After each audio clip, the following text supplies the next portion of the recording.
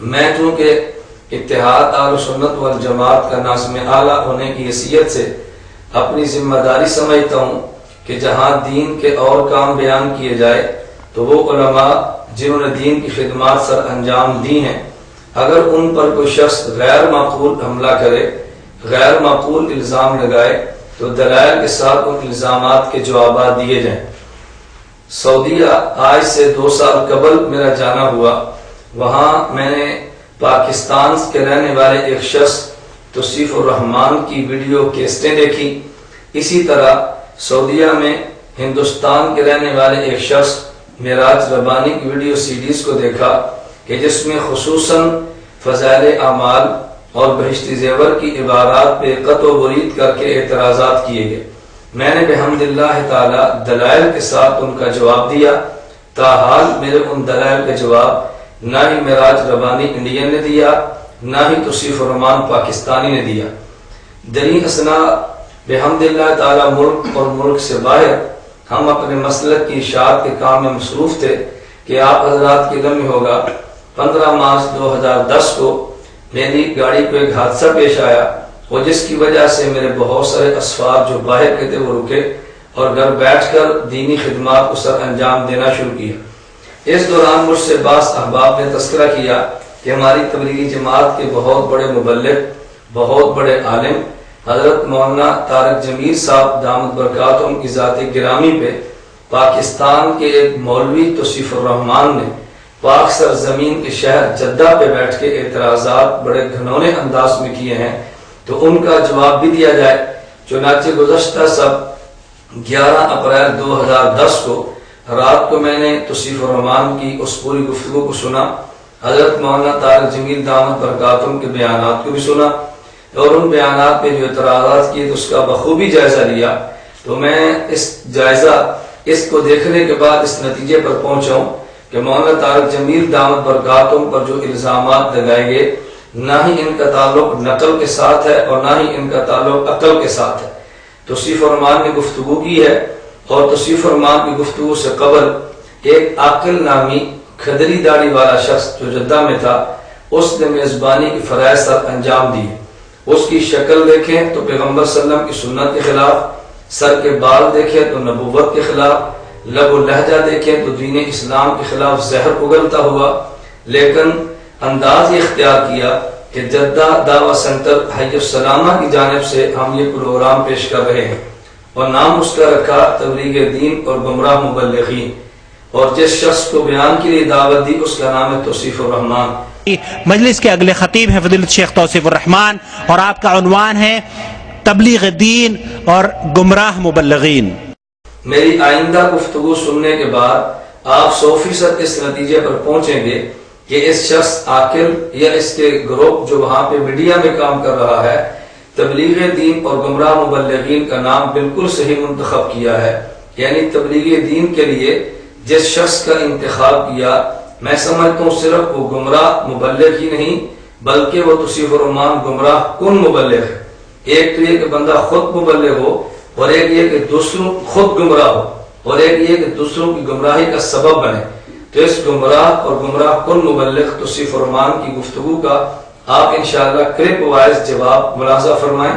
اس کی گفتگو سنیں، اس پر میرے دلائل دیکھیں اور میں منتظر رہوں گا کہ جس طرح توصیف الرحمان کے اعتراضات کا جواب میں نے ریکارڈ کرایا آج وہ YouTube الاتحاد.org ہماری ویب سائٹ پہ موجود ہے اور ابھی تک توصیف الرحمان کی زبان گنگ ہے اور اس کا جواب نہیں آیا۔ میں آج ان کے اعتراضات کا جواب دینے کے بعد بھی منتظر رہوں گا کہ کب توصیف الرحمان ہمارے اس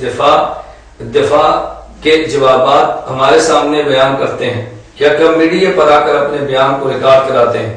جہاں تک میزبان عاقل کا تعلق ہے تو میں اپنی گفتگو میں عاقل کی گفتگو کو بنیاد بنا کر بات کرتا ہوں۔ اسی عاقل نے یہ کہا قل جاء الحق وزهق الباطل، قل جاء الحق وزهق الباطل ان الباطل کان زہوقا۔ یہ آیت کریمہ پڑھنے کے بعد عاقل نے کہا کہ ہمارا طرز وہ ہے جو ہم نے اپنے اسلاف سے اخذ کیا ہے۔ امام ابن تیمیہ رحمہ اللہ کے حوالے سے نقل کیا کسی شخص نے حضرت امام احمد بن حنبل رحمہ اللہ تعالی سے عرض کیا حضرت فلاں شخص کو ضعیف اور کذاب کہنے کو دل چاہتا ہے لیکن مناسب نہیں سمجھتا، میں کذاب اور ضعیف کہتے ہوئے اپنے اوپر ایک بوجھ محسوس کرتا ہوں۔ حضرت امام احمد بن حنبل رحمہ اللہ نے فرمایا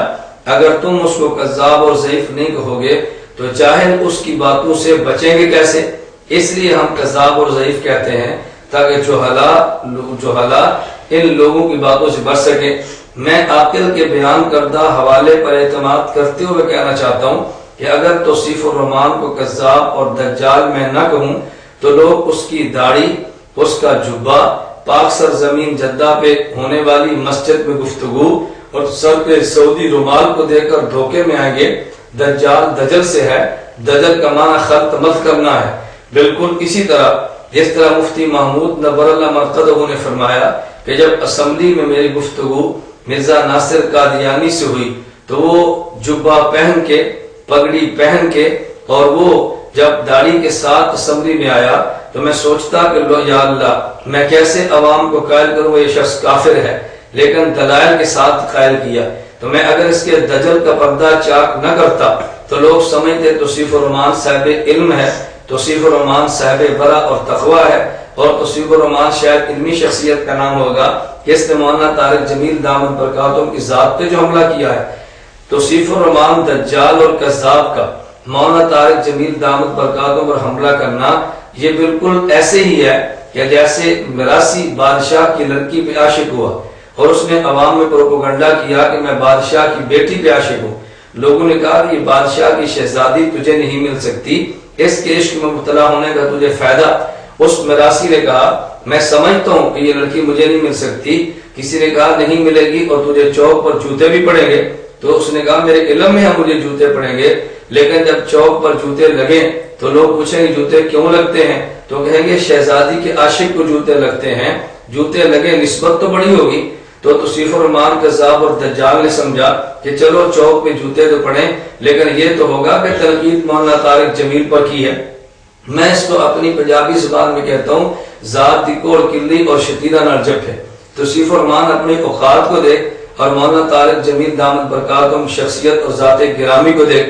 اللہ تجھے کچھ عقل اور ہدایت عطا فرمائے۔ خیر پھر اس شخص نے ایک شعر پڑھا اور کہا دستار کے ہر تار کی تحقیق ہے لازم، ہر صاحب دستار معزز نہیں ہوتا۔ دستار کے ہر تار کی تحقیق ہے لازم، دستار کے ہر تار کی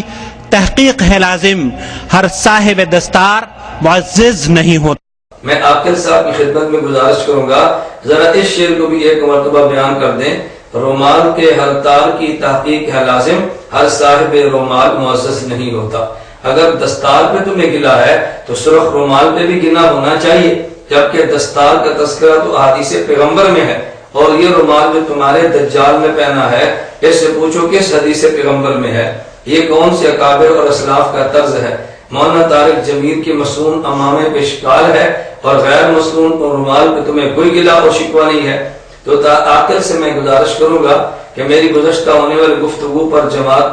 جناب نے کچھ ہلکی سی گفتگو کی تھی جس کا جواب ریکارڈ پر موجود ہے۔ میں دراصل منتظر تھا کہ معراج ربانی کا جواب آئے، لیکن معراج ربانی گم ہوا، اس کی زبان نے ساتھ چھوڑا، اکابر علماء دیوبند اس نے بکنا ختم کر دیا۔ تو انشاءاللہ العزیز یہ ساری ٹیم جو ہمارے اکابر کے خلاف اپنی زبان سے زہر اگلتی ہے، اللہ نے توفیق عطا فرمائی، ہم دلائل کے ساتھ اس اگلنے والے زہر کا جواب ضرور دیں گے۔ آگے چلیے، جہاں تک توصیف الرحمان دجال اور کذاب نے گفتگو کی ہے، آپ حضرات شکوہ اور کلپ وائر اس کا جواب ملاحظہ فرمائیں۔ نمبر 1، اس نے اپنی مختصر سی گفتگو میں جہالت کا ارتکاب یوں کیا کہ یہ شخص کم از کم 4 مرتبہ اپنے چند منٹ کے اس دورانیے میں ایک بات اللہ رب العزت کی ذات کے بارے میں، اللہ عز و جل، اللہ عز و جل، اللہ عز و جل، اللہ عز و جل، اللہ عز و جل، اس جاہل سے پوچھو کہ عز و جل لفظ ہے یا عز و جل لفظ ہے۔ جو آدمی اللہ کی ذات کے بارے میں معزز کلمات کو بھی نہیں سمجھتا، اس جاہل کو کیا حق پہنچتا ہے کہ مولانا طارق جمیل جیسے صاحب علم پہ گفتگو کرے۔